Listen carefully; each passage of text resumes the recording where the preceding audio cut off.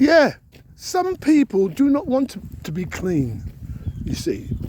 To do away with what is actually a problem, you see. They don't want to wake up in the morning and feel that they're part of a community or they're part of something like a group. And then again, they don't want to be on their own, you see. So it's a funny situation. So they get addicted to something like drugs, crack or drink or weed, stuff like that, and walk around in a world that is of failure, but not admitting it. What they're looking at is something that takes them away from the norm, and thinking that there is a place to be, actually. So it's very frightening, because when you give up an addiction and you wake up and you take the first day, second day, third day, fourth day, you get to, and you're really doing really, really well, really well. But you get the unconsciousness coming back to you, go on, get back on it or whatever. That is when you have to be strong. You have to say to yourself, this thing beckoning me to go back to it. I have to send it to the bush and, make it say, well, stay there. And I'm not going to join you, or I'm not going to be involved with you.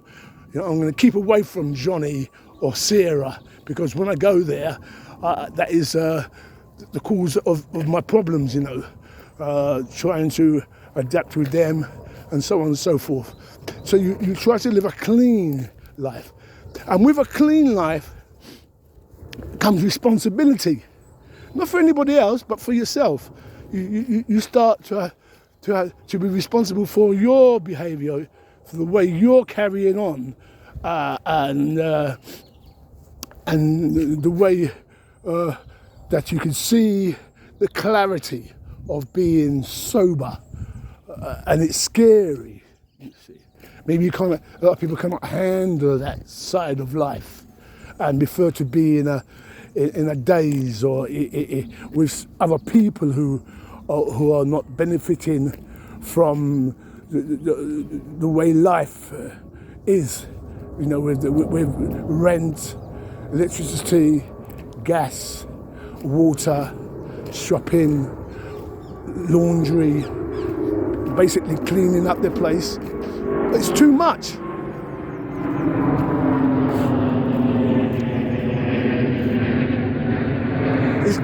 It gets too much.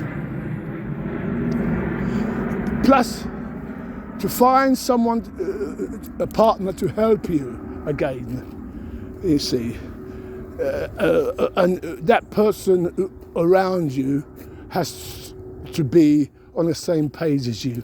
There's going to be no drugs, no drinking excessively, no weed taking, smoking is another thing, and have to be living clean. So it's really very.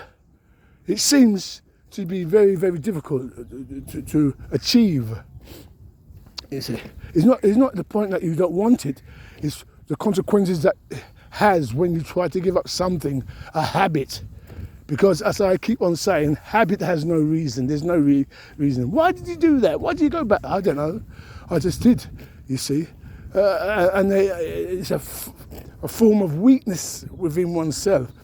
And again, it makes one feel terrible when they cannot do it within themselves. So they get depressed within themselves because they have failed their self.